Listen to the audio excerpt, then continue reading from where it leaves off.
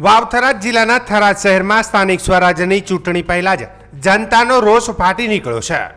શહેરની ગણેશ સોસાયટીના રહીશોએ એકમત થઈ આગામી ચૂંટણીનો બહિષ્કાર કરવાની જાહેરાત કરતા રાજકીય વર્તુળોમાં ચકચાર મચી ગઈ છે।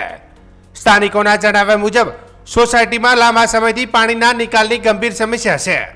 વરસાદી મોસમ હોય કે સામાન્ય દિવસો ગંદુ પાણી ગલીઓમાં ભરાઈ રહે છે, જેના કારણે રોજિંદા જીવનમાં ભારે મુશ્કેલીઓ ઊભી થાય છે। અનેકવાર વહીવટી તંત્રને રજૂઆત કરવા છતાં સમસ્યાનો કોઈ ઉકેલ આવ્યો નથી। આ પરિસ્થિતિ કંટાળેલા રહીશોએ હવે કડક પગલું ભરતા સ્પષ્ટ કહી દીધું છે કે પહેલા પાણીનો નિકાલ પછી જ મતદાન। સોસાયટીના લોકોનો મક્કમ નિર્ધાર છે કે જ્યાં સુધી તેમની સમસ્યાનો ઉકેલ નહીં આવે ત્યાં સુધી તેઓ મતદાન પ્રક્રિયામાં ભાગ નહીં લે। સામાન્ય ચૂંટણી 2026ને ધ્યાનમાં રાખીને સોસાયટીના રહીશો દ્વારા સામૂહિક રીતે મતદાન ન કરવાનો નિર્ણય લેવામાં આવ્યો છે। આ નિર્ણયને વધુ મજબૂત બનાવવા માટે સોસાયટીના પ્રવેશદ્વાર તેમજ ગલીઓમાં ચૂંટણી બહિષ્કારના બેનરો લગાવવામાં આવ્યા છે, જે સ્થાનિકોના રોષને સ્પષ્ટ રીતે વ્યક્ત કરે છે। સ્થાનિકોના આ વિરોધને કારણે વહીવટી તંત્ર અને રાજકીય પક્ષો માટે ચિંતા વધતી જોવા મળી રહી છે। હવે જોવાનું રહ્યું કે તંત્ર આ સમસ્યાનો તાત્કાલિક ઉકેલ આવે છે કે પછી મતદાનના દિવસે આ બહિષ્કાર કેટલો અસરકારક સાબિત થાય છે।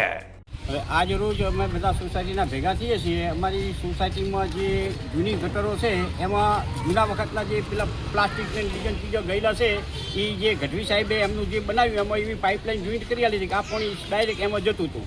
હવે વચ્ચે બધું એવું બ્લોક થઈ ગયેલું છે ને, બધા કાગળિયા બધું કોઈ વચ્ચે કોઈ એવું હાડ મેકી નથી જાળી મેકી, કાગળિયા પ્લાસ્ટિકના બધા પાઇપમાં ભરીને પાઇપ આખી બ્લોક થઈ ગઈ છે। હવે આ સફાઈ તો કરતા જ નથી અને જે તે રીતે બસ એ થોડું ઘણું આઘા પાછું કરીને હડતા થાય છે। પછી જ્યારે વરસાદ આવે એટલે આ પાણી સીધું અમારા ઘરમાં ભરાઈ જાય, એટલે અમારા ઘરમાં પાણી આવે છે। એટલે આનો તાત્કાલિક નિકાલ કરી આલે એવી અમારી બધાની ઈચ્છા છે। એમ બહિષ્કાર કેમ કરીએ એટલે આ ચૂંટણી ન થાય તો અમે આ માટે બહિષ્કાર કરવા પણ તૈયાર છીએ કે જો આ રીતે કામ ન કરવું હોય તો પછી અમારે ચૂંટણીમાં વોટ આલીને શું કરવાનું। જો તમે આ રીતે બાંધરી આપીને આ કામ કરી આલો તો અમે તમારી સાથે છે, તમે અમારી વાત તો આખો નિકાલ લઈ આપો। એમાં એવું છે ભઈલા કે અમારી આ સોસાયટીમાં ઠેઠ 15 થી કરીને અત્યાર સુધી ગટરોનું પાણી અમારા ઘરમાં આવે છે। જ્યારે પાણી આવે છે ત્યારે કોઈ પણ જોવા નથી આવતું કે પાણી ઉતરે પછી પણ કોઈ વાતનું પૂછતું જ નથી કે તમે શું તકલીફમાં છો। ને પાણી એટલું આવે છે કે ગળા સુધી પાણી ભરાઈ જાય છે કે માણસ બહાર જ ન નીકળી શકે અને આખા ગામનું પાણી આવે છે। એવું નથી કે ચોમાસાનું આટલું જ પાણી આવે છે, આ જે પાણી આવે છે આખા ગામનું પાણી આવે છે। એ પાણીનો નિકાલ અહીંથી જ કર્યો છે। તો અમારું કહેવાનું એમ છે કે આ જે પાણી આવે છે એનો નિકાલ સારી રીતે થાય અને ગટરો મોટી બનાવવામાં આવે કે પાણી જેવું આવે એવું નીકળી જાય ને ગટરની સફાઈ આખા ગામનું પાણી જો અહીંથી જતું હોય તો ગટરની સફાઈ રોજે રોજ થવી જોઈએ।